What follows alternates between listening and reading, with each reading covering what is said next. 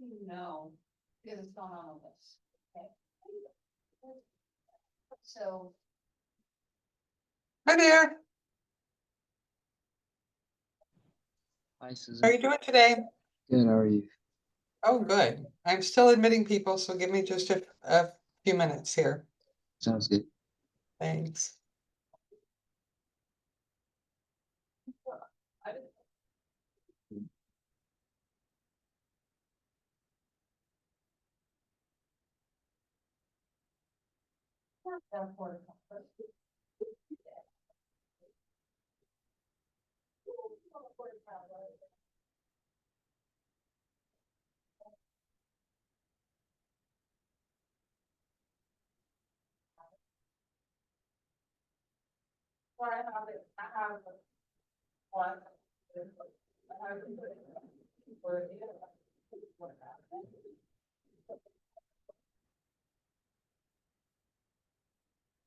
Can I put my cool whip in your face?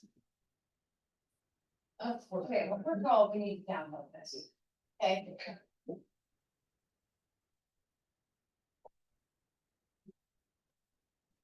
Yeah, report on it.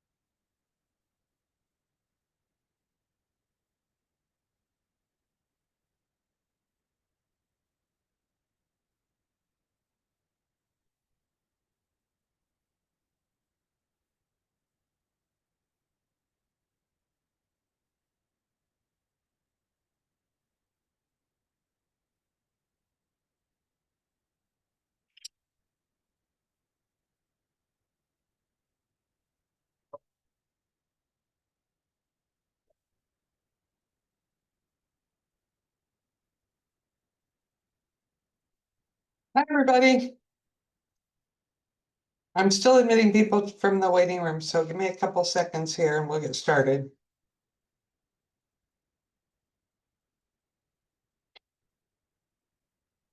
Hi, Kelly. I'm going to share my screen.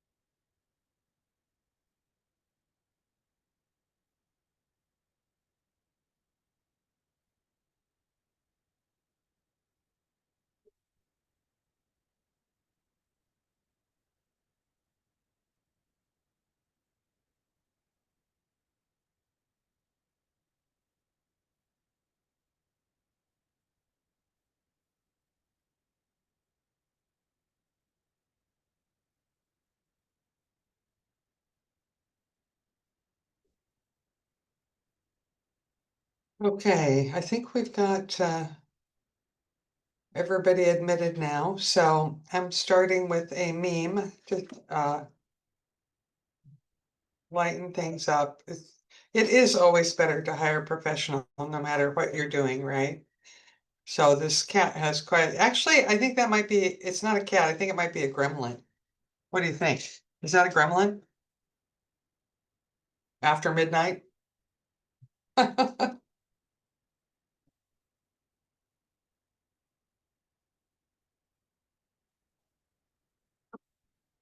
So this kind of ties into being able to articulate your value, what you bring to the table, your education, your credentials, your knowledge, and your resources all contribute to your abilities to perform as a professional for your clients. And it's always good to be able to have that unique value proposition conversation. It validates your client's choice in choosing you and assures them what you bring to the table. So welcome to Forms Mastery. This is the first of a 4-part series I give every month on how to write a purchase and sale contract. So we're starting today with Form 21. That's the residential purchase and sale contract.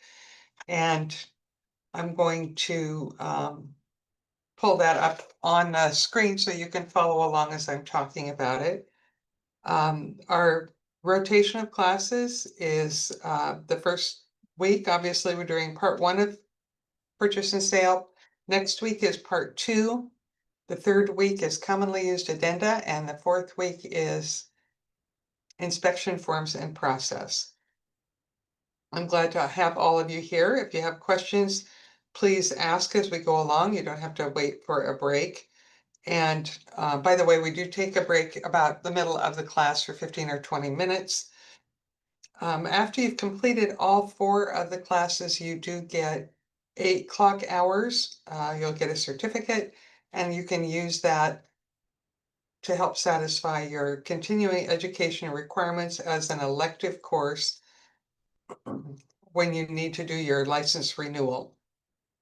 And by the way, you are responsible for tracking your clock hours that you accrue during the 2 years that you're working on amassing that education in order to get your 90 hours in for the license renewal with the Department of Licensing.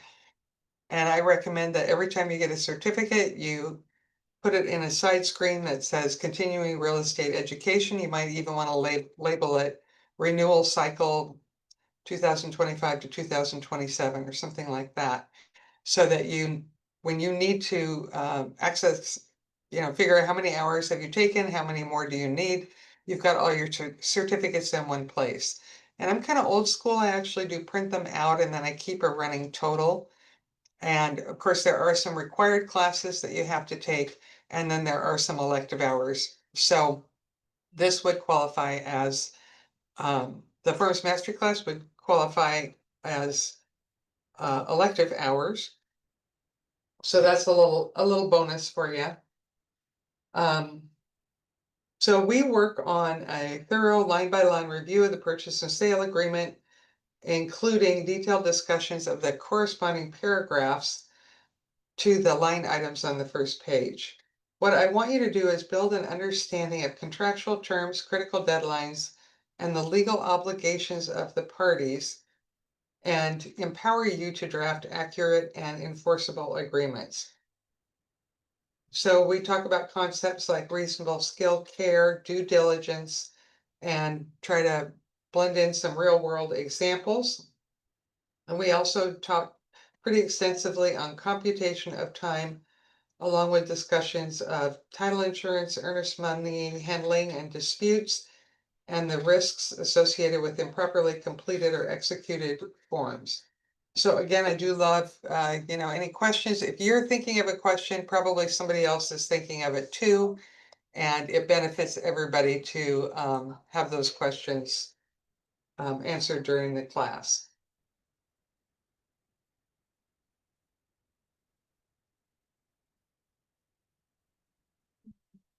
Okay, let's dive into Form 21.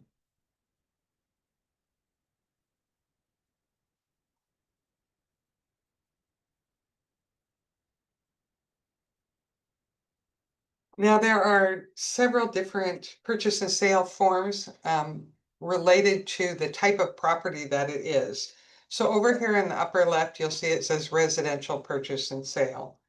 So this is obviously for residential property. Form 20 is multifamily.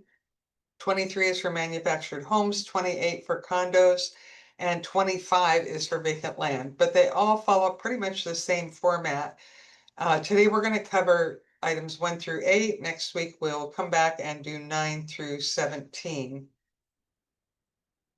And I also want to mention about the classes that It is, especially for new brokers who haven't written a contract, it is helpful to take the classes in order.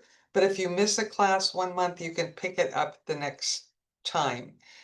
And we also have some recorded on some recordings of the classes on the RBN training channel, which is on YouTube. If anybody needs that link, let me know and I can send it to you.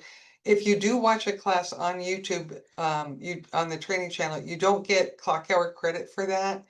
But it is available to you. And I think it needs to be updated. We've got some older postings and stuff on there, and we're working on getting that. Corey's working on getting that updated.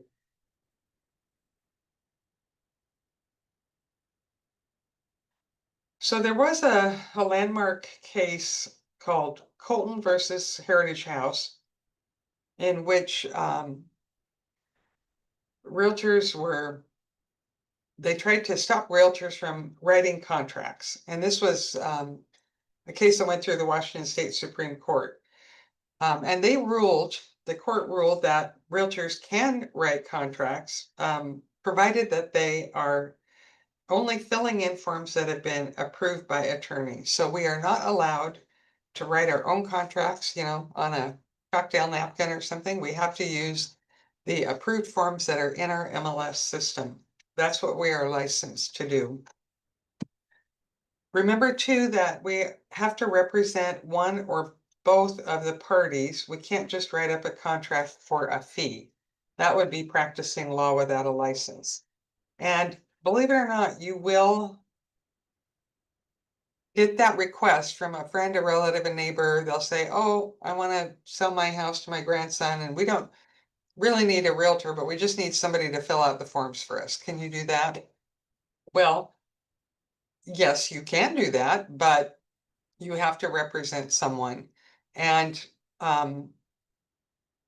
I can't afford to work for free, and I think most people would not want to work for free. So you're applying your skill, your knowledge, your expertise, your education to ensure that they have a complete binding and legal contract containing terms that are usually in the hundreds of thousands of dollars.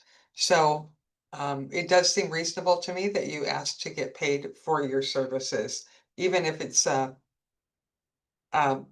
arrangement that's kind of pre-agreed upon. And it seems like it'll be a slam dunk, but believe me, there's always a bump in the road. There might be a title issue, there might be a boundary line problem, there might be a survey needed, there might be some inspection issues, there might be appraisal issues.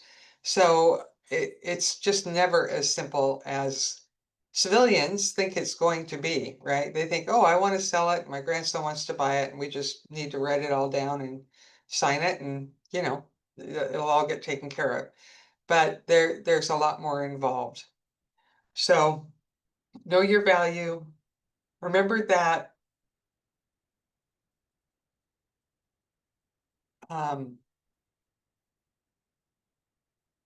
your client is also probably getting paid for the work they do. And so it is reasonable to ask for compensation.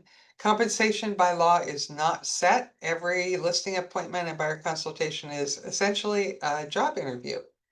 And you have to negotiate the terms of your compensation within that framework. I've had some questions recently about letters of intent. And those are more commonly used in commercial deals, but it'll be something like, you might get an email that says, oh, I have a client interested in the property. Would they be willing to accept the following terms? Well, remember that nothing is binding and legal unless it's in writing, and that's pursuant to a Washington state law called the Statute of Frauds. No agreement is binding unless it's in writing. So verbal agreements, emails don't count. It has to be on our purchase and sale forms and signed by all parties involved in order for it to be binding.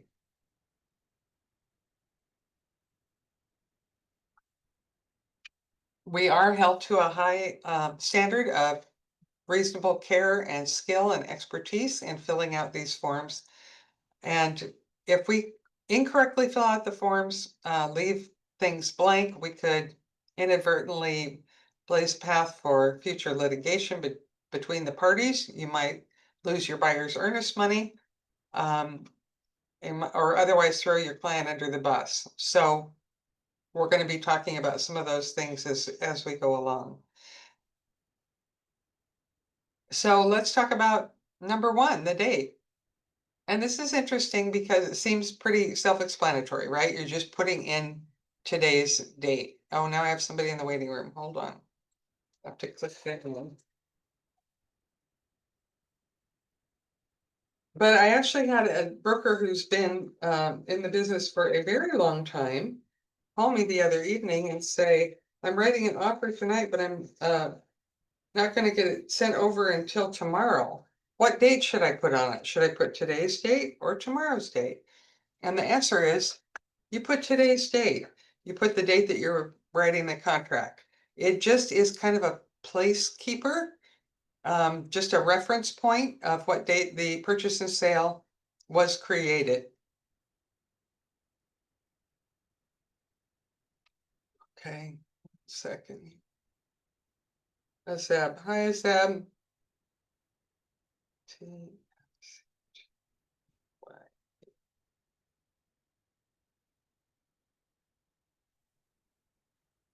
Okay. Noted.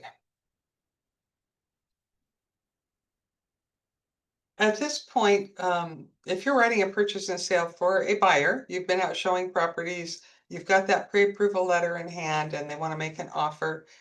This is a good time to order a trio or a head start packet of information from the title company. So you have some general public information handy and to keep on file along with the listing printout and the market analysis that you've done for your client.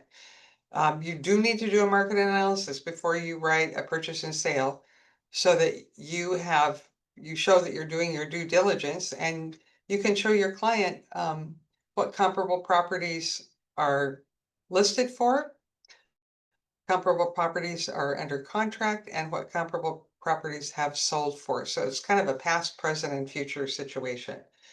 Now, getting that trio from the title company, that's going to include a property profile, legal description, and a map. Now, there will always be a legal description attached to a listing. It's an MLS requirement. And if you ever, when you put a listing up on the MLS, if you don't attach a legal description, which is absolutely required by the MLS, and it's absolutely required to be included with your purchase and sale, but the MLS will send you a little, hey, it looks like there's something wrong with your listing, kind of an email. And then if you don't get your legal description uploaded, they will fine you. I believe it's $50. And then they will continue to fine you at regular intervals until you have uploaded that legal description. So when you are starting out to write your offer, one of the things you're going to do is look in the supplements to find that legal description. And there are often some other documents attached there, like might be a seller's disclosure form, Form 17. There might be a utilities addendum, that's 22K, that tells what utilities are on the property. If the property is older than 1978, if it was built prior to 1978, then there might be a lead-based paint disclosure form. That is a requirement for, that disclosure is a requirement for properties in that age range. I actually had somebody call me up and say, this property was built in 1977. Do I need to have my seller do a lead-based paint disclosure? And the answer is yes, because 1977 comes before 1978. So sometimes people just need that confirmation of a requirement so that they can say with confidence to their seller, yes, this is absolutely required. That's okay. Now you might say, how do I know what title company to use to order this information? Well, sometimes the listing agent has already opened preliminary title, in which case you can use them.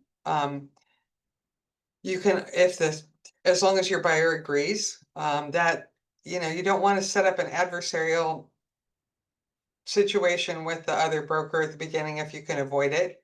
As you work in the business, you will find people that have a communication style that you find congenial, and often that will be, an escrow closer, and you might want to use their title company as well. Title and escrow work hand in glove to clear title and get the transaction ready to close. But at the beginning, yeah, we do have an affiliate title company. It's Title Alliance, and that they have their office right here in the Federal Way Market Center building. So that's an easy one to start with. And your closer's Tanisha Hunter, and she's very nice to work with. I was just over there this morning because we had a situation where we had a buyer close on a deal. And on the 22D, the optional clause addendum, they had checked the box that said if there was an HOA transfer fee, that the seller would pay it. So what happened was there was an estimated transfer fee amount on the seller's debit column, and the buyer was not charged for it on the settlement statement, and they went ahead and closed. Now, a couple months later, after closing, the HOA is billing the buyer for that transfer fee. So I went over, and one of the things, so I had the purchase and sale agreement, I had the addendum, I had the final settlement statement. What I didn't have was the invoice that the HOA had sent to escrow. I needed to see what that said. And I've been an escrow closer, so I know this is something they ask for and get, because HOA dues and assessments are lienable. That means they run with the property. So any outstanding liens, a lien is a financial encumbrance. They have to be cleared before or at closing, and typically they're paid off from the seller's proceeds funds. So there's a little background for you. So I went over and asked Tanisha to pull that out of her file and print it out for me so I could look at it, and then I scanned it over to our broker, and it was very clearly marked that there was no transfer fee. So I said, first step for the buyer would be to call the property manager for the HOA, and the name and number of that individual was on the bottom of the invoice, and ask them, gee, since you told escrow you didn't charge a transfer fee, why are you now charging me for it? Because I just bought this 2 months ago, and my contract stipulated that the seller would pay that fee. So these kinds of things, this is a post-closing problem.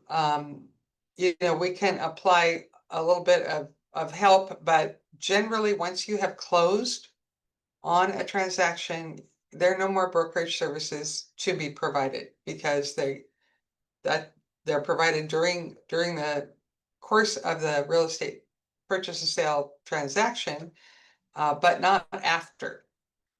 We're not licensed or insured to do that. That would be, giving legal advice, practicing law without a license. So we can't do that. But we did do a little bit of research and got him a document that he may find helpful in giving him some leverage with his HOA. I don't know the end of the story yet, but I may have it next week. Okay.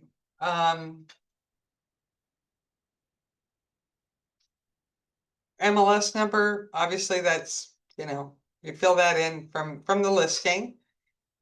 And when you're creating your transaction in Transaction Desk, if you fill in the MLS number, the information that's in the listing is going to auto-populate on your form. So that's real handy. Here, the final item on line 1 is the offer expiration date. And I mentioned before that a lot of these line items have corresponding paragraphs in the subsequent pages here. So we're going to have the first example of this. When we're talking about paragraph S, They're not really in any particular order.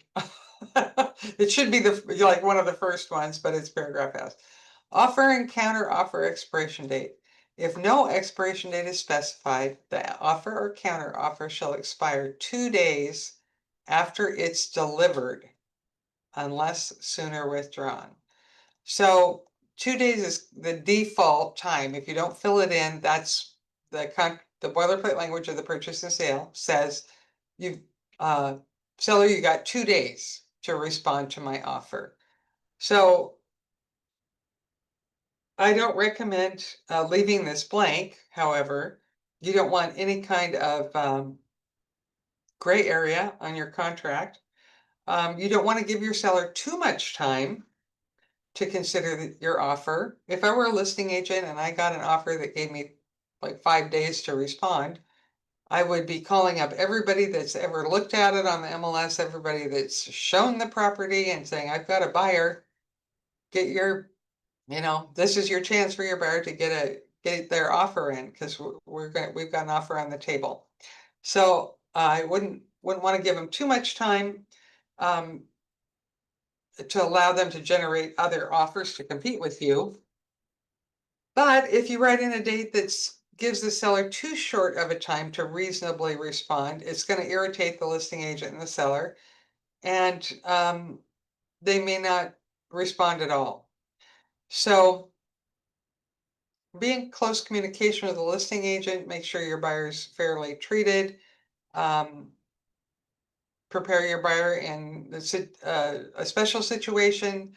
For example, say you've got 6 buyers. There are 6 heirs to this estate that's being sold, and they all live in different states in different time zones. So there might be a note on the listing comments for brokers only that says, please allow 5 days for a response, multiple heirs, or something like that.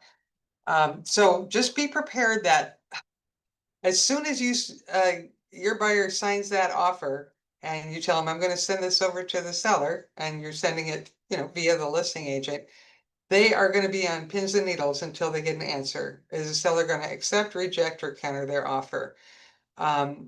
So sometimes you'll get a response prior, maybe you give them 2 days and you get an answer after 1, but usually they'll take the amount of time that you give them. Just remember, with an acceptance, don't count on a verbal from the listing agent. Don't count on an email. Get that accept in writing. That means the seller has to sign all the purchase and sale documents before you tell your buyer that you have acceptance. More than one broker has a story of how they received a phone call or got a text or an email from a listing agent saying, hey, thanks for the great offer, and we don't have any other offers right now, and I'm sure my seller will accept. I'm just waiting for them to get home from work so they can sign off on this. Well, so maybe it's your first deal. You're so excited you call up your buyer and tell them the good news, and they're over the moon. And then, 6 o'clock comes and goes, 7 o'clock comes and goes. 7:30, you call the listing agent and say, hey, I haven't gotten that acceptance yet. How's it going with the sellers? And the listing agent says, oh gosh, so sorry. Right after I talked to you, about an hour later, I got another offer in and I presented them both to my seller and they decided to go with the other offer. Well, now you have the very uncomfortable situation where you're going to have to call your buyer and say, oh, we didn't get accepted after all. Don't put yourself in that position. That's a horrible place to be. So wait until you get that acceptance in writing, and the buyers will press you. Have you heard anything? Have you heard anything? Have you heard anything? And my line was always, as soon as I know, you will know. Would you rather I text you or call you? And you have to manage their expectations.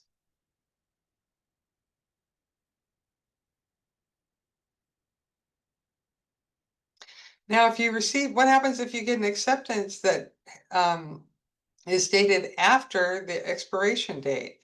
Well, technically the offer is already terminated and you would need to draw a line through the original offer expiration date right here, write in the new date and have each party to the contract initial and date it. So some agreements do proceed without doing that. There is a legal theory of ratification or promissory estoppel. Basically, if everybody acts as if it's valid, it ratifies that action. But why take risks? Button it up, get that updated, and make sure everything is proper so that you can proceed and sleep at night knowing your contract is correct. Remember that a buyer's offer or a counter offer can be revoked anytime prior to receiving written notice of acceptance. And you would use a 36A for that revocation of an offer. And honestly, I think I only had to do that like twice. So it does exist though. 36A if you need to revoke an offer. But if your seller has already accepted the offer, you can't revoke it. But you can if they have not accepted it in writing. In other words, signed off on the purchase and sale and all the addenda. Okay, line 2, buyer. Well, we're going to write in the buyer's name here. You want to use the full correct legal name of your buyer and then identify their marital status.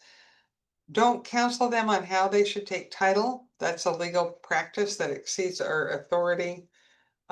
This is the way they're going to be vested, the way that means the way their names are going to read on the deed that transfers ownership from the seller to the buyer. And it'll be a statutory warranty deed. That's a conveyance document. That means it transfers the ownership from one party to another. Is partially, you know, preference of the buyer and partial, mostly requirement of the lender. So if they're working with a lender, they may say, oh, we want to include their full middle name, or we want to include only their middle initials, or something like that. Be careful about nicknames. You need to verify, you know, is Sally your given name, or is your given name Sarah, or is Peggy your legal name, or is your legal name Margaret and Peggy's a nickname? And I actually had a buyer argue with me about this one, saying, oh, I just always sign my name Peggy and I go by Peggy and I don't like Margaret and I want to sign my name Peggy because that's what I always use. So that was kind of a difficult conversation because I had to emphasize that, you know, this is going to go on the legal documents. And by the way, what's on the purchase and sale has to match what's on the deed, and it has to match your loan documents as well as closing documents from escrow. So a simple way to kind of shortcut this conversation is to say, would you mind if I took a look at your driver's license? That's a good way to, you know, just have access to their legal name exactly as it is on their license. I had a problem at closing when I sold my sister and brother-in-law house because my brother-in-law's given name is Jeffrey. And Jeffrey was spelled differently on his passport and his driver's license. So that actually caused kind of a problem with the lender, and we had to get that ironed out before we could close. So one was Jeffrey and one was Jeffrey, but you can't have any variation at all.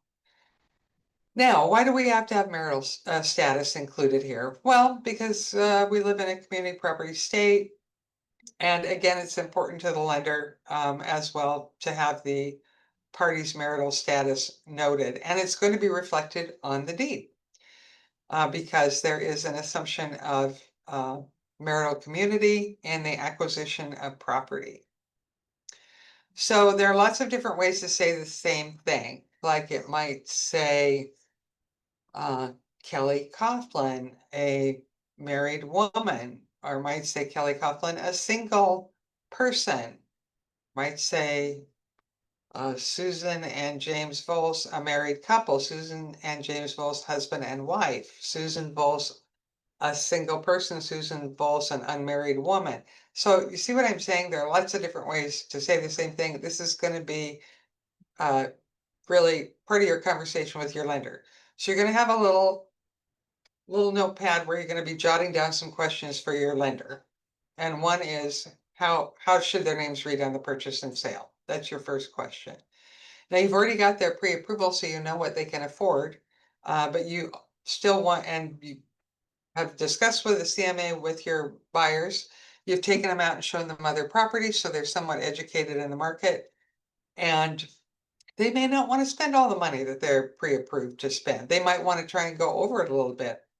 Or maybe they can come up with a family gift for a down payment that might increase their purchasing power.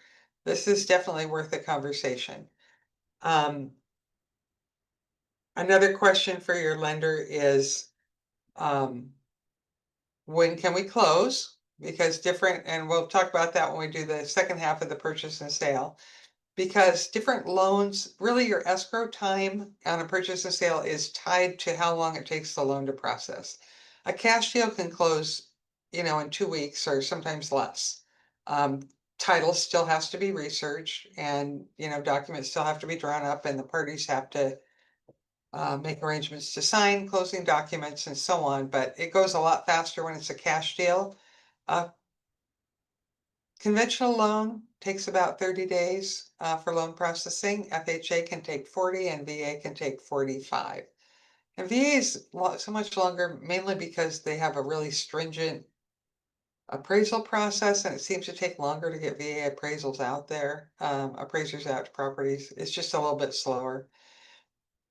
So that's going to be, my question to my lender was always, what's a realistic closing date? Because I did not like them to give me oh, we can close in 3 weeks.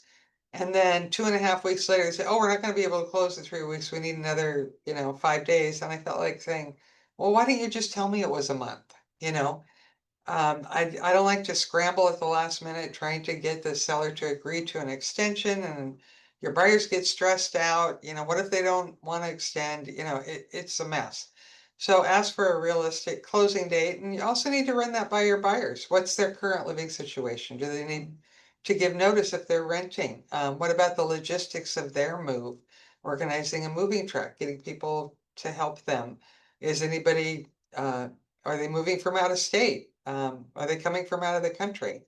I just had a nephew get transferred back to the States from Okinawa, where they've been for a couple of years. He's in the military, and they're going to North Carolina as their next stop. But in those cases, they have to pack good household goods and clothes and things in great big barrels, and then they're shipped, and they take weeks. I mean, it might take like 4 to 6 weeks to get to the States, and delivered to the new residents. So it's not always just a matter of calling, Atlas Van Lines and having them pick up and deliver within a few days. So definitely talk to your buyer about, also a lot of times people want to close, say there's a holiday weekend coming up, like now we've got Friday off for 4th of July. Sometimes people want to take a couple days off around their right after their closing, so they can get moved in and get settled before they go back to work. And it's nice to do it when you've got a holiday weekend, because you don't have to burn as many vacation days, right? So that's a conversation. That's what we call a consultative decision, consultative process. You're going to consult with the lender and the buyer about your closing date.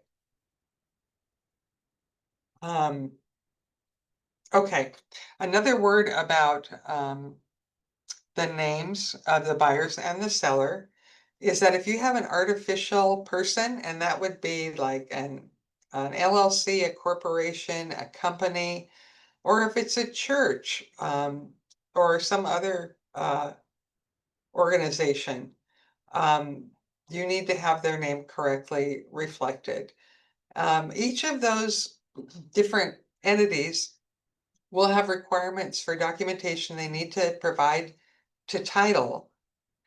You may not know somebody who wants to take title in an LLC, how they need to sign until your client has provided you and title and escrow with, and we're talking LLC right now, with the operating agreement for the LLC and the certificate of formation that they get when they form the LLC with the Secretary of State. So the operating agreement is going to name who the members are, who votes, who's allowed to acquire or convey property, the exact correct legal name of the LLC. If it's a trust, that's another one. Title and escrow need to see the portion of the trust that deals with that has conveyance language. It deals with selling property, right, or acquiring property. And so a lot of times people will say, well, how should my seller sign my seller has an LLC, the property is vested in LLC, so how should they sign their documents? And the first thing I tell them is you got to get that operating agreement and certificate of formation, get it in your file and get it over to escrow, and then ask them how the signature line should read. Because sometimes either one, sometimes there's like two trustees and a trust, either of them can sign. Sometimes both of them have to sign. Sometimes one of the trustees has died and there's a successor trustee. So you need to be able to have this all correctly reflected. You don't have to memorize this information about, documents needed for different entities. All you have to do is call up your title or escrow person and tell them what you've got going on, and they will tell you exactly what you need to get from your client, and the sooner the better. Because remember, they're going to be signing an agency agreement with you, whether it is a listing agreement or a buyer brokerage service agreement. And it's always better to find out ahead of time exactly who's got the legal authority to sign. And this is true for people who have a power of attorney as well. And by the way, they don't sign as POA, they sign as an attorney in fact. An attorney in fact has the power of attorney. That means an individual has given them the authority to act on their behalf. But any of these documents have to go to title for review. There are lots of different kinds of POAs. Some go into effect when a certain event happens. That's called a Springer power of attorney. Some are durable, some are special, some are limited, some are military.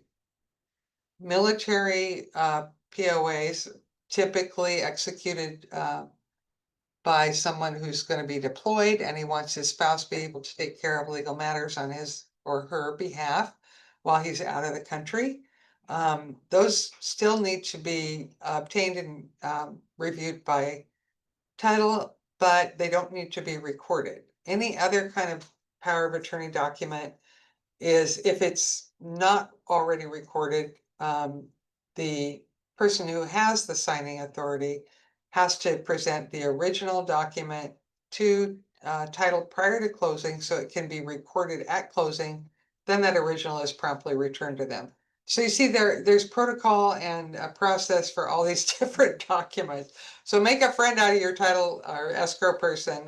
They do this stuff all day long, and they can very easily advise you on what you need to do. You can also ask me, you can shoot me an email. Hey, what do I need for such and such? And if I don't know, I'll, get you to your title officer, but a lot of times, I know, what you need. Churches are a little bit more complicated because they, typically they will have like a national entity that governs the church, like, in the Catholic Church might have might be the diocese, and then if they're going to sell a property, they probably you have to have evidence, minutes from a meeting where a quorum of the congregation voted on this decision, and that gets a little more involved. But just remember, there's help available. You don't have to figure it out on your own. So keep asking those questions. Okay. Finally, we're moving on to line 4. Oh, one more thing on the seller's name.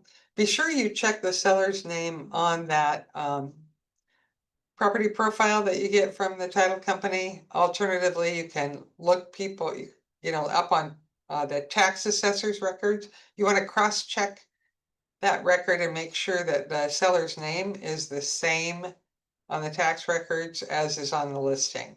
That'll help your buyer avoid making an offer on somebody who is a fraudulent seller. In other words, they're not the seller, but they're acting like it, and it's especially prevalent in vacant land deals. So if you're writing an offer on a vacant land deal, make sure you cross-check the seller's names. They're getting more and more sophisticated, people. It's frightening. We just settled an E&O claim where one of our brokers had a seller who hoodwinked them. They had, a fake ID in the seller's name. They did some double checking and found out prior to closing that the person who was acting as the seller was not indeed the legal owner. The whole transaction was canceled, and of course, the buyer came after us for damages. They had paid, it was vacant land, and they had paid to have some, feasibility studies done. Of course, they got their earnest money back, but they had pursued us for damages that would also include the amount of penalties they incurred because they were paying cash for this parcel, and they had incurred some penalties in taking money out of their IRA to get the cash together to make their purchase. But our E&O attorney negotiated it down to a palatable amount, or what they considered a reasonable amount. And a lot of times people start really high, and then they're more likely to get something. If they start low, then I think then they might not get anything. I think that's a common ploy in negotiating. People ask for more than they think they can get. That's just an editorial comment, but it does happen that way. If you have any doubt, if you've got a seller and they call you up and say, oh, I've got this property, I want to sell it, and they're usually in a hurry, they're usually out of state, they want to do everything, email. Sometimes they'll even say, well, I'll have my own notary sign me with my closing documents. These are all red flags. So one thing you can do early on is say to your title company, hey, can you send this seller an affidavit of identity? And what that does is it collects a lot more information. It gets their social. Have you ever, been known by any other names? Have you ever owned a business? Where have you lived for the last 10 years? Provide all the addresses. Where have you worked for the last 10 years? Provide all the names of the companies and the dates that you worked there. So a whole bunch more information for escrow to verify, to make sure that these people are who they say they are. And it's really not that hard of a form to fill out. It takes a few minutes, but a bona fide seller is not going to, kick up a big fuss about filling out another form, because it's all, there's lots of forms to fill out when you're buying or selling a house. And this is just another one. But if somebody is not a bona fide seller, they are not going to want to fill this out, and or they fill it out with erroneous information, which will be revealed, and you'll be able to weed them out before you get into a situation where you as a broker and we as a firm have liability because the buyer has spent a whole bunch of money on this transaction, and it is not ever going to close because of a fraudulent seller. Okay. Now back to line 4. This just says legal description is attached as Exhibit A, and again, that's going to be in the supplement section of the listing, and just pull it out. It probably will have the seller already having initialed it, and you're going to include that in your offer and have your buyer also initial and date it. It has to be attached to your purchase and sale in order for this to be a valid contract. Tax parcel numbers those are usually also in the listing. You're gonna wanna cross-check what's in the, so that'll be auto-populated for you. But you wanna cross-check that, double-check it with the parcel numbers that are in the legal description. Yeah, listing agents are people too. I mean, there have been times when there's supposed to be two parcel numbers and only one is in the listing, or there's supposed to be three and there are only two. Or maybe there's a typo in the parcel number that the listing agent entered.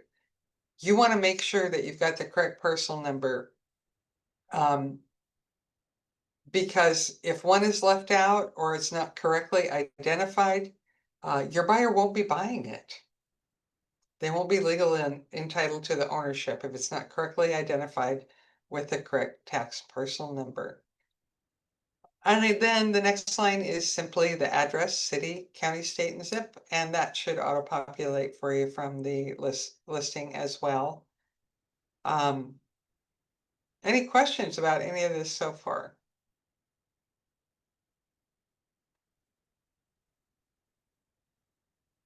Okay, you're a quiet group here today. I have a question. Sure. Um, Yeah, hi, Kelly. so, when it comes to the buyer and the seller and the names, do you Yeah. think we should get those documents to show their names before we do a contract or before we do any agreement? Oh, yeah, or it's for us to best, know? it's best to do that because you're gonna be needing them to sign either the listing agreement or the Form 41 buyer brokerage service agreement. And it's best to have them sign it with their correct legal name or, at that time. Okay, So when you have that consultation with them, if they say, oh, I'm buying this property, but I want to take title as an LLC, then you could say, oh, great. Well, we just need some documents to go along with that. And just scan them over to me. I'll get them over to title and then I have them for my file. And what's the name of your LLC? And are you Mr. and Mrs. Smith? Are you both members?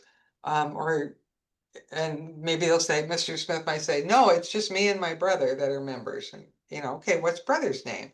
So, you have to keep asking those deeper questions. Now, if you don't know about the LLC or the trust or whatever, when you're writing it, you can always amend your buyer brokerage service agreement or your listing agreement later. So it won't be a problem. It's the really critical part is to make sure it's correct on your purchase and sale. But even then, if you have to change the name, because sometimes people will add a buyer, take a buyer off.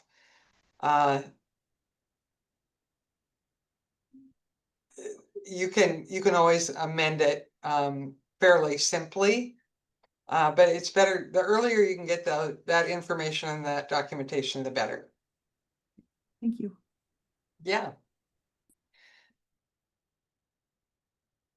Okay, it's almost 5 till, so let's take a break till 3:15. And then we will come back and do items 5 through 8.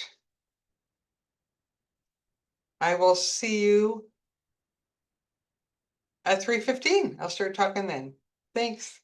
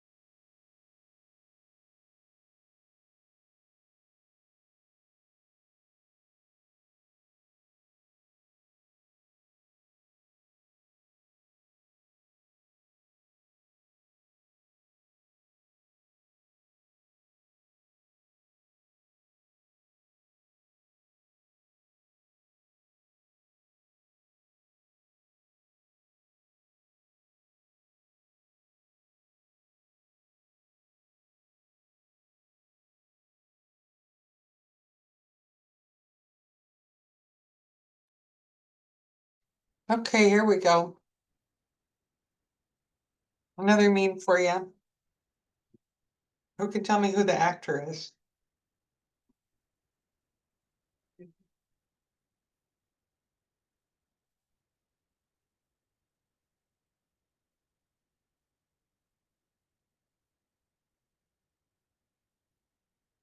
Kelly, do you know who it is? Is it DiCaprio? Yeah.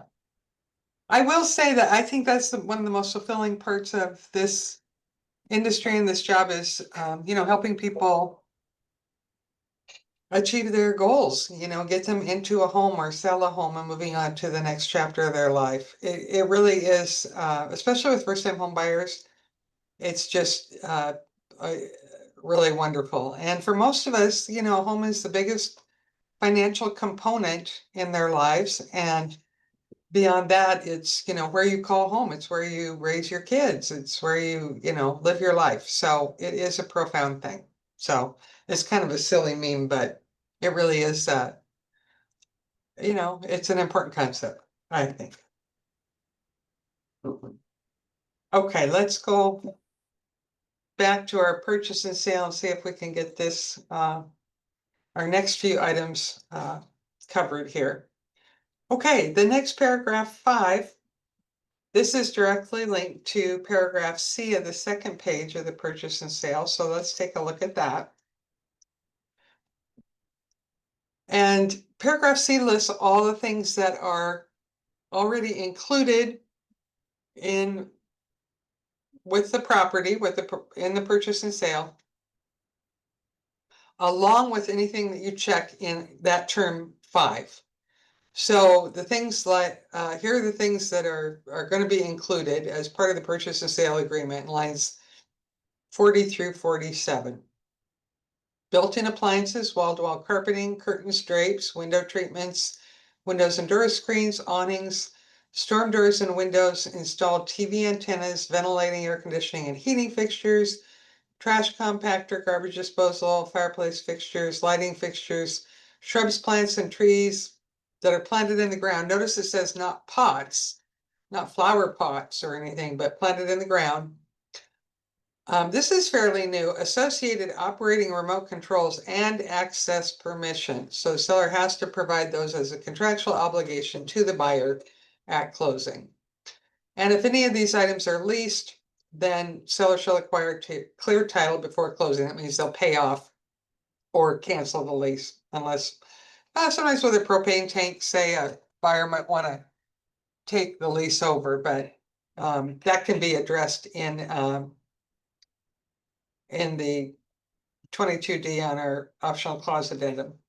So let's go. So those are the things that are already included. So here are the things that we can ask for. Now, these are things that are already in the house that your buyer wants to be included in the sale. I had one broker, again, this is a very experienced broker, who checked this blank box right here. And the property did not have a garbage disposal, and our buyer wanted a garbage disposal, so she checked the box and put garbage disposal. Well, that doesn't contractually obligate the seller to provide that. This included items, these are just the items that are in the house already. They're not, I want these items added in. It's just what's there.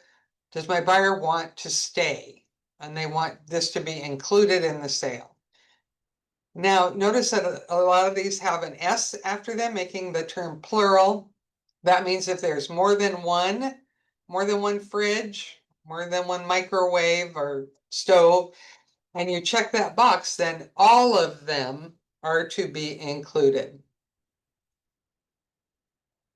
So this is something to talk over with your buyer. What are the things that do you want, left in the house? Now, maybe the buyer says, wow, that's a really nice refrigerator. I'd really like to have that included, but I saw that it said in the listing that the refrigerator wasn't included. And, you can counsel them on that. You can say, hey, this is your offer. If you want it, then we can make that offer. And then it's the listing agent's responsibility to discuss that issue with the seller. Remember that if there's ever a conflict between what's said in the listing contract and the purchase and sale contract, the purchase and sale contract will always rule.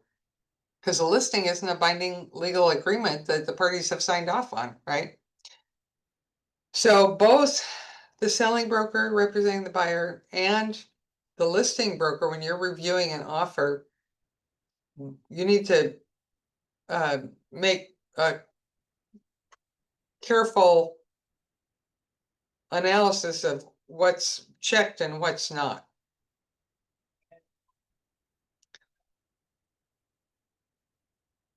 And again, if there's any leased equipment, then we'd be identifying it on line, I think it's item 7 of the MLS Form 22D, which is the optional clause addendum, which we will talk about in the optional, or I'm sorry, commonly used addenda class the 3rd Wednesday. If there is a personal property item that's going to be included, it's wise to write down the serial number, even take a photo of it. I'm sorry to have to say that once in a while you've got a seller who will have a brand new bells and whistles kind of appliance like a fridge, and you go to do your final walkthrough and oh, the fridge looks different. It's older, it's a different model, not so many cool features. So sometimes people do switch these out. So not a bad idea if you've got high-end appliances in a listing that your buyer's making an offer on. Doesn't hurt to take a picture and make sure you've got that accessible, upload it to your file. So that you can, there's other language in the purchase and sale that says the property has to be in the same condition as at closing as when the buyer wrote the offer. So seller has contractual obligation to have everything the same. Because that's what the buyer is buying. Okay, so we can ask for stove, fridge, washer, dryer, dishwasher, microwave, fireplace inserts, wood stove, satellite dish, security system, hot tub, attached cameras or speakers, TVs, generator, and anything else. Just be a little bit careful on this. You don't really want to put in there like the riding lawnmower or something. Lenders hate to see, they don't want to see personal property listed on a purchase and sale.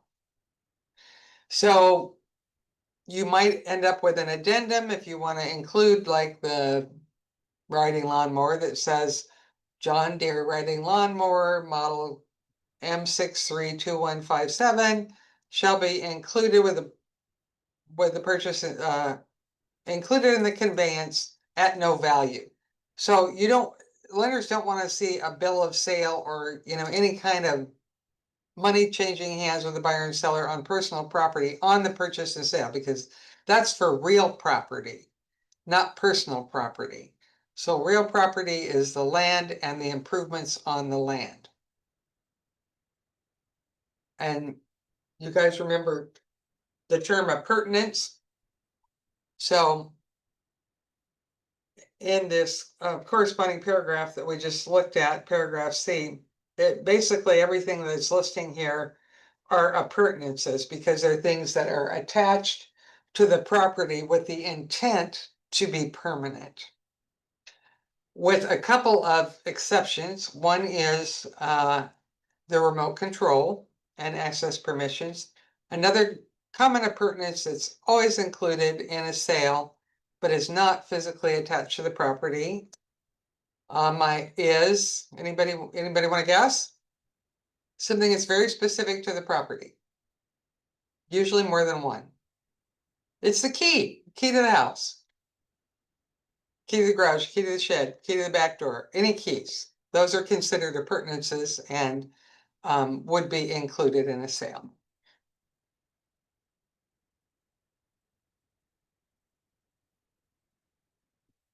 Okay, any questions about included items? Make sure you refer back when you're writing to the comments, you know, on the listing, because once in a while they'll have something that is a particular sentimental value or something to the seller that they want to exclude. I've seen things like, the valance in the master bedroom goes with seller, and then you look at it, you go, oh, well, they had it made to match their bedspread or something. Or maybe there's some other item in the house, maybe antique chandelier, or maybe it's a shelf that somebody's great uncle made in wood shop, or, things like that. But it's that are going to be excluded. So make sure you know what they are. You mention it to your buyer when you're writing, and then you want to remind them occasionally of this item so they don't get their heart set on it, and they know it's not going to be there when they go to move in. And honestly, I've had some really quirky sellers want very odd specific things out of the house, especially if it's an estate, like their parents have died and they want some specific things out of their house. I had one client dig up a rhubarb plant from her mom's garden. Rose bushes I can understand. Rhubarb, I mean, she was attached, she wanted it. She'd eaten rhubarb from her mom's garden for all those years. And she actually did successfully transplant it, and it's growing and giving her a lot of rhubarb, so she's happy. I had another client who wanted a doorknob from a specific room in the house.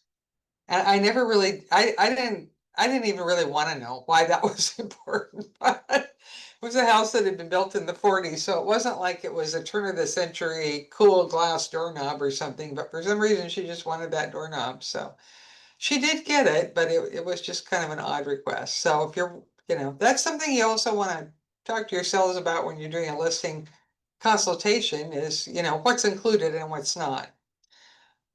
Okay, so even if it's not included, if your buyer really wants it, you can still ask for it.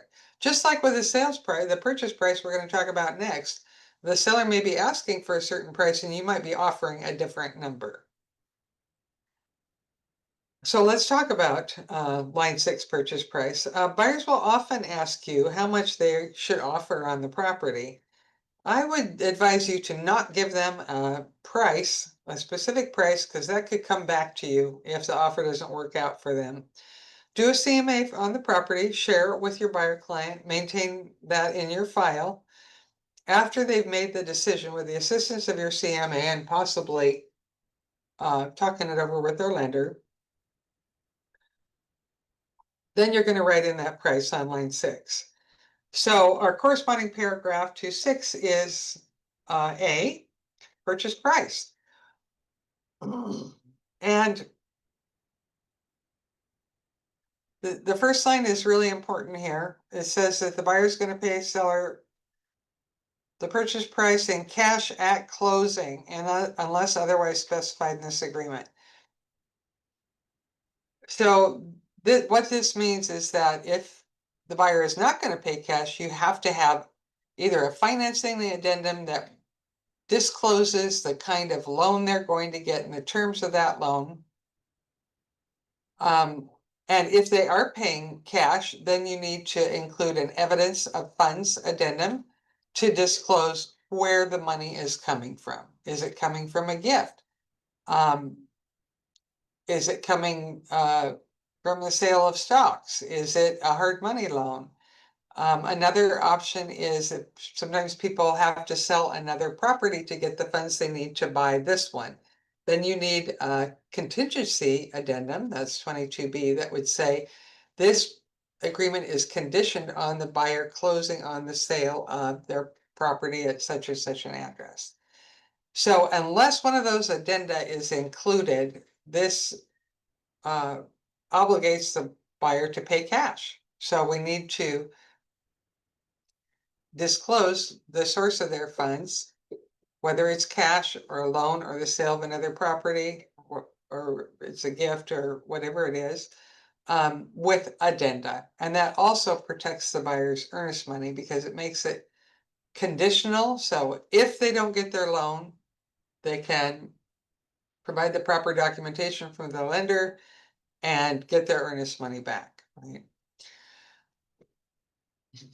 And then there's some language regarding caution around wiring funds, and that is very true and important. And title and escrow will always have information on that for parties that are wiring in either earnest money or a down payment or, their whole purchase price.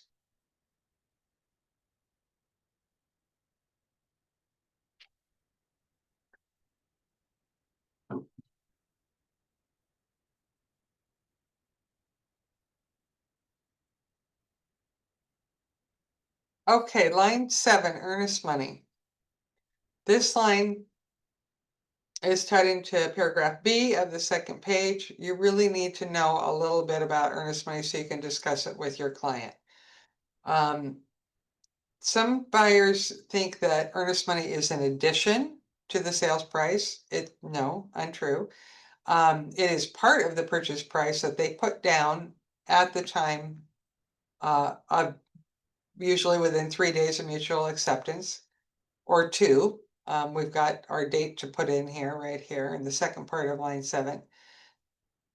And earnest money serves 2 purposes. The first one is it serves as liquidated damages. So if a buyer defaults on a contract, in other words, they change their mind, they don't want to buy it, they don't have any contingencies to exercise to protect the earnest money, this earnest money is going to be, that's being held in escrow, is going to be released to the seller as liquidated damages for a buyer's default.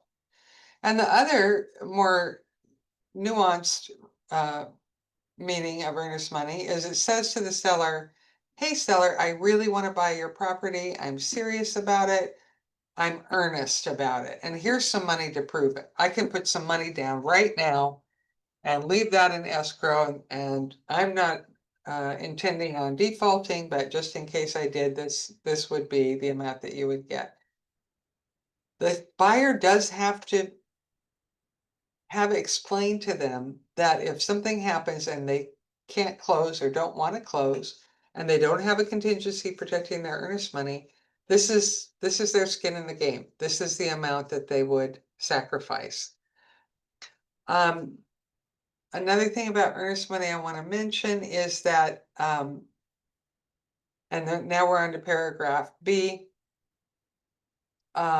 is that if the buyer, when a deal is terminated, and if the earnest money is being released to the seller as liquidated damages, it's capped at 5% of the sales price. So if the buyer has deposited over 5% and they're sacrificing their earnest money, 5% would go to the seller, and anything over that would go back to the buyer. So it is capped. But let me ask you guys this. How much earnest money is required when your buyer is asking this question? How much earnest money should I put down? 10,000? 0. Oh. 0 is required. Earnest money is not required for a valid contract. It does serve those 2 important purposes, but occasionally you do see a transaction with no earnest money, and that's usually something like a relative selling to another relative. Maybe a neighbor is selling to another neighbor. Maybe a landlord is selling to a long-term tenant. There's some prior relationship there, and they've probably agreed on most of the terms already, and nobody really feels the need for earnest money because they're very confident in the outcome. But that's the buyer, between the buyer and the seller. Okay, so good to always to ask you've got the next part of your line here, you've got to tell the seller when your buyer's going to deliver that money to escrow to be deposited. And you want to ask your buyer, where is that money right now? Is it in your checking account? Can you write a check on it right now? Could you wire it out right now? Is it coming from, Aunt Hermione who lives in Tampa? she's sending you $10,000 as a gift for your earnest money. Where's it coming from? Is it coming from a family member who's going to be wiring money from China or Canada or some other foreign nation? Do you have to move some stuff around, some money in your investment account around, liquidate some things before you have that $20,000 of earnest money available? And why is this important? Because you are telling, this is the buyer's first contractual deadline. Okay, you're telling the seller, I'm going to have that earnest money deposited to escrow within 2 days is usually the day. And what happens if the buyer does not deposit it on time? You can lose, they can lose their deal. So there is, if the buyer does not deliver the earnest money on time, seller can terminate. They might have another, they might have had more than one offer. They might, after they've taken this buyer's offer, they might get another offer and they want to go into a backup position. Maybe they're offering more money. Seller can terminate if buyer doesn't deposit their earnest money on time. Now, this termination is only good for the period of time after the earnest money is due, but is not deposited. Once the earnest money is deposited, this cannot be done. If the earnest money is deposited, even if it's late, seller can't, they can't terminate without some kind of legal ramification for rescinding. For example, buyer might sue them for specific performance, something like that. Or they might ask for damages too if they've paid for an inspection and appraisal.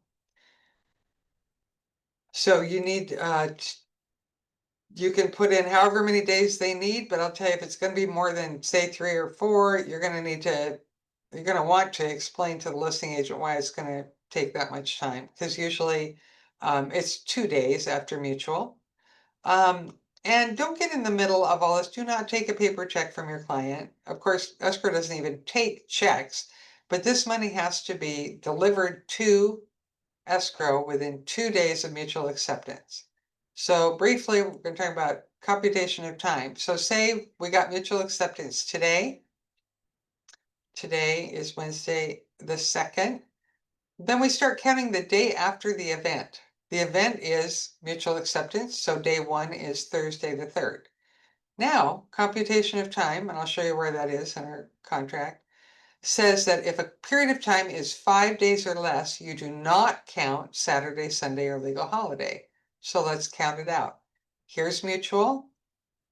Day 1 is Thursday the 3rd. Now we're not going to count a legal holiday on the 4th or Saturday or Sunday. Day 2, this is our deadline, is the 7th. That has to be into escrow by the 7th.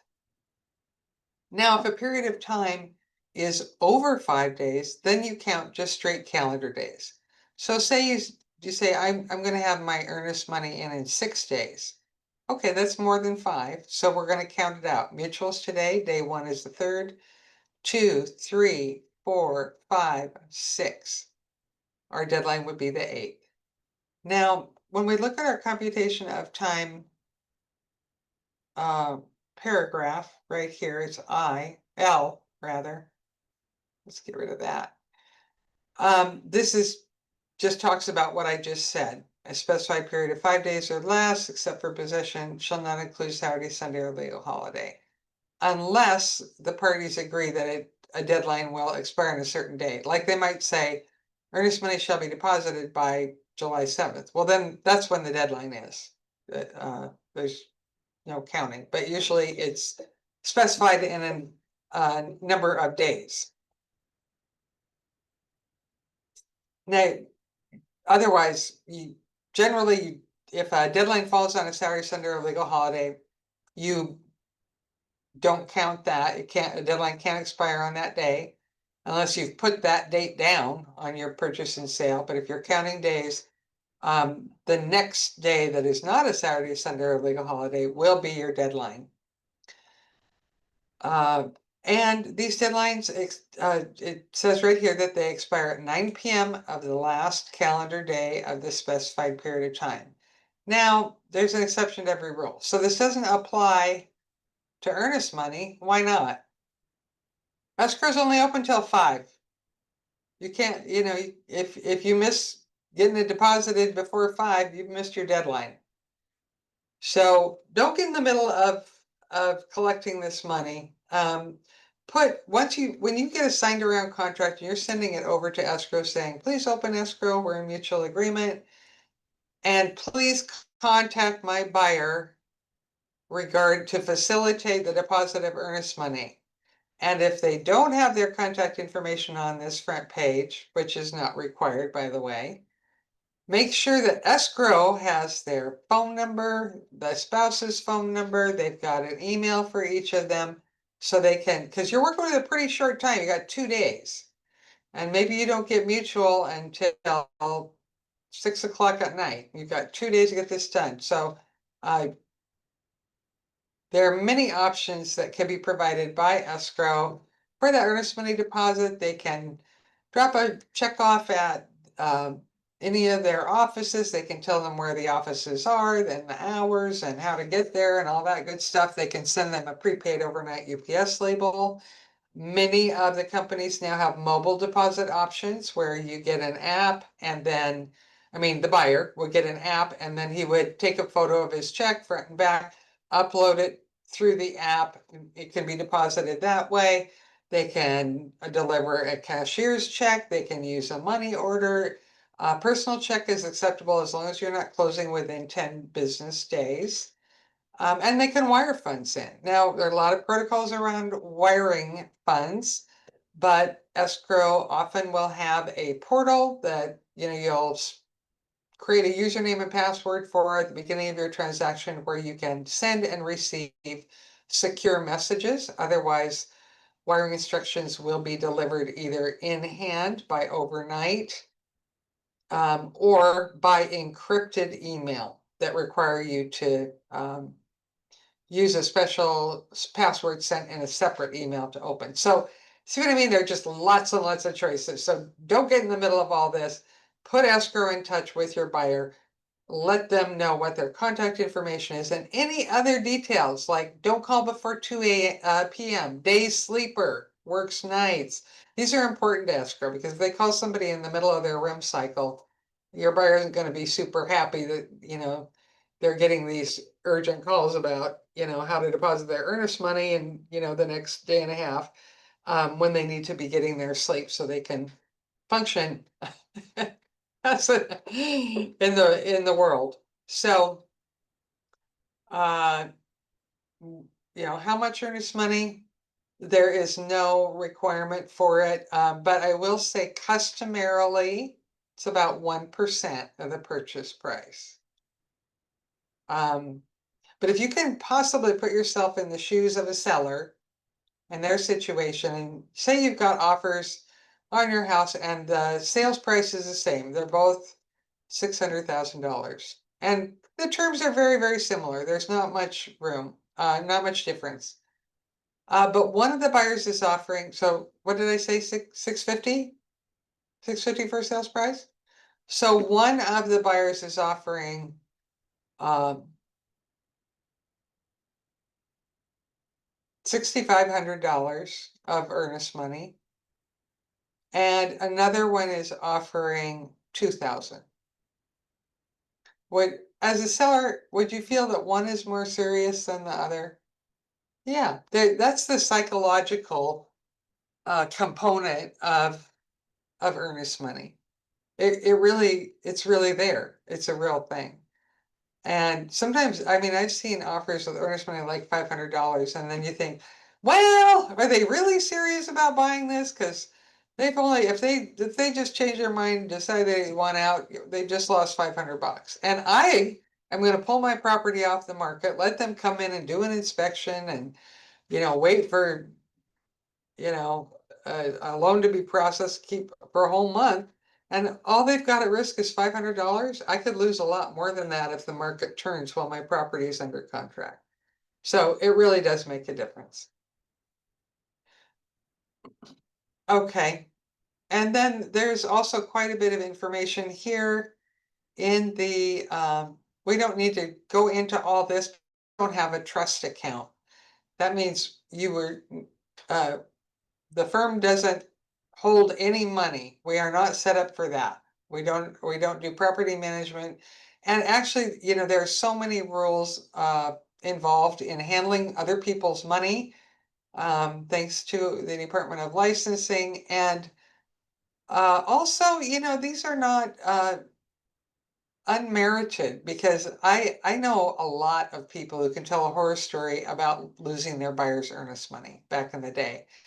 One broker put it in her briefcase, left her briefcase in her, you know, hatchback in the back of her car. And she had to, I don't know, run in and, you know, deliver something to her office or collect a lockbox off a different property. She had some errand to run on the way to escrow.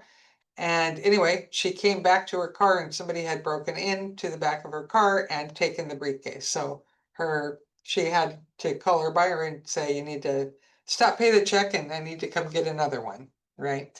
But that was a while ago. And now, you know, as I said, there are lots of other modes of, you know, remitting payment. So you don't have to take a paper check, and don't take on that responsibility. I just can't emphasize that enough. So,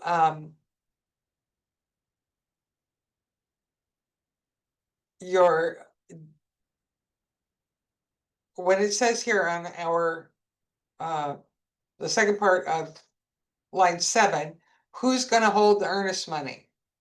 It's always going to be the closing agent. The closing agent is escrow. That's their job. They are the closing agent. So that's a synonym. It is never going to be the buyer brokerage firm, because we do not have an account to put that money in. So it's never going to be us. And I really don't like a promissory note. If there's some extenuating circumstance, I mean, that is an addendum that you can put on your contract. Sometimes people will do a promissory note, like if they don't want to deposit earnest money until after they have a satisfactory inspection. So they say, oh, I will deposit my earnest money after the satisfactory appraisal, or in 2 weeks, or, you know, a longer period of time. But people tend to misuse those promissory notes, and I think it's better to just have a realistic time frame right here on line 7. And again, if it's going to be more than a couple of days, just explain to the listing broker, you know, they need to liquidate some stocks, and, you know, they're going to be putting down 20,000 of earnest money. They love the house. They're, you know, solid gold buyers, you know, looking forward to working with you, you know, all the good things. So that it doesn't make the seller nervous that they're not going to get earnest money for a little bit of time if you explain it. And so line 7, earnest money, you're going to put in the dollar amount that you're going to discuss with your buyers and where it is and when it can be deposited. You're going to fill in the amount of days after mutual that your buyer can get that task accomplished. It's always going to be held by the closing agent. Don't use promissory note as a general rule. And then what's our default? So what is default? That means if the buyer exits it once out of the transaction, doesn't have any contingency to exercise, like information verification, an inspection contingency, or any financing contingency, something that if they don't, or even the Form 17, if that's never delivered, or if they get an incomplete Form 17 and it's missing material terms, that forms a contingency for the buyer to exit. But if they don't have anything, no addenda that protect no contingencies to protect their earnest money, then where does the earnest money go? Well, do you want seller to choose how much they're going to get from the buyer? No. We're going to say the only thing that the buyer will owe is the earnest money. We're not going to let sellers say, hey, while I've had my house off the market waiting around for you to close, you know, the market's taken a downturn and now I'm going to have to relist it at a substantially lower price. So buyer, I want you to pay me that money. You can see how this would be an advantage to the seller, but hey, you're the buyer's broker and you're writing the contract. Buyer's interests come before anyone else's, even your own. That's part of our agency duty. So we're always going to check forfeiture of earnest money.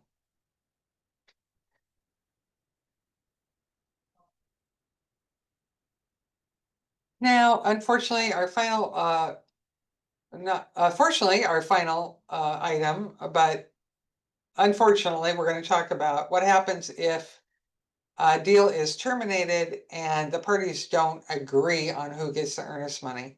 Sometimes even if a buyer is contractually entitled to the earnest money refund, the seller doesn't want to release it. They feel, sometimes they don't understand what their contractual right is or what the buyer's entitled to.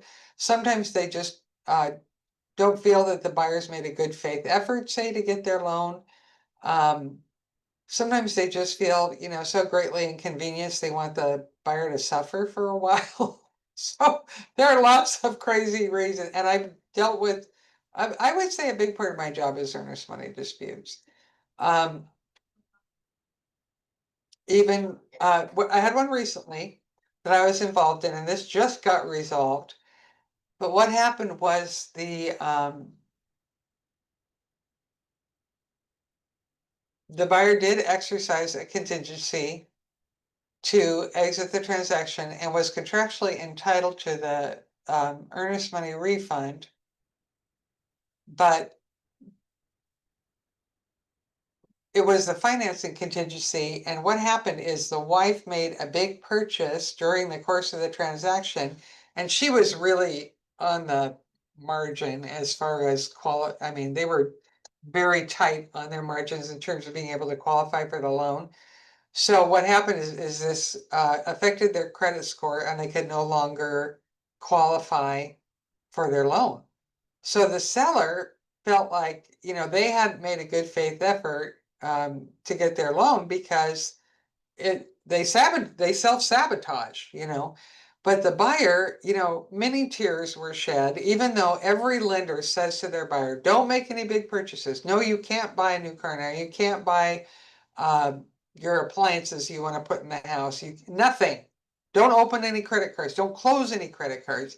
Do nothing to impact your credit score in any way, because we're predicating your loan approval in part on your credit and your credit score, right? So these buyers had, let's just say it. They were dumb and they made a dumb mistake. And the seller was absolutely furious about it. And so they kind of held the buyer's feet to the fire and saying, oh, we're not going to release your earnest money. And even though the buyers were entitled to it, escrow is not going to release it unless they have written instructions from both the parties. So in that case, here is a form that you would use in conjunction with another termination document like a 35R. That would be the inspection contingency disapproval, or a 90I, that would be the failure to get financing termination agreement. But escrow still has to see this. Everybody's signing off on this authorization to disperse earnest money. It's all going back to the buyer, or they're splitting it, or it's going to the seller, or however. Escrow is a neutral third party, but they do have a fiduciary responsibility to the buyer and the seller. So they must have that written instruction, mutually agreed upon written instruction, before they can hand out that earnest money. So that's why that exists. Now, this is different than a rescission. A rescission is, I want out, and it's going to be as if this transaction never happened. And it's a termination document and an instruction of who gets the earnest money in this case. Sometimes this is used, we had one used recently. There was like a personal tragedy kind of thing. So we had a situation where one of the parties got diagnosed with a terminal illness, and they realized that they weren't going to be able to move to the new place because of the configuration. They had to stay in a one-level place because mobility was going to be an issue very soon. So In that case, the buyers did rescind, it was terrible. But the sellers were very sympathetic and let them keep their earnest money. So, I mean, things do happen. Sometimes people just change their mind and they want out and they just have to terminate with a rescission. If it's something like a buyer loses their job and can't qualify for their loan, then they can exercise their financing contingency. But there are things outside of those scenarios sometime. Okay, so that also, if in the case of these not mutually agreed upon instructions, then there is a process in place that escrow facilitates when they get either an inconsistent demand, that means the buyer and seller don't agree. Then basically the parties have 60 days, and if they haven't agreed, it's right here.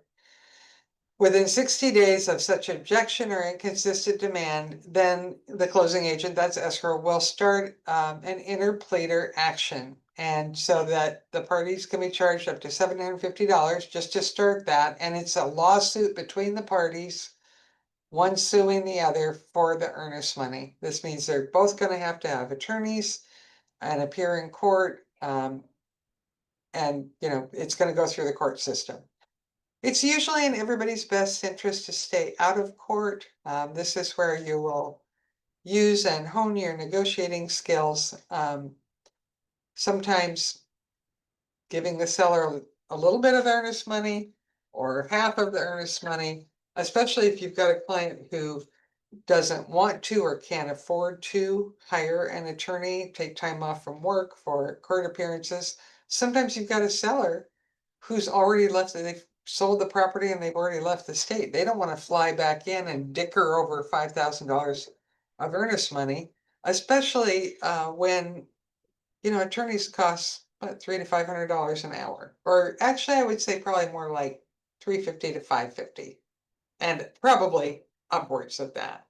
Anyway, their time is very valuable, and you can imagine how, unless you have a really substantial amount of earnest money, the court costs and attorney fees can quickly add up to exceed the amount of money that is in dispute. So that's my opinion, that it's usually better to keep everybody out of court, has been colored by my experience in those kinds of situations. Okay, what questions or comments do you guys have for me? It is 4 o'clock. Well, let's wrap her up.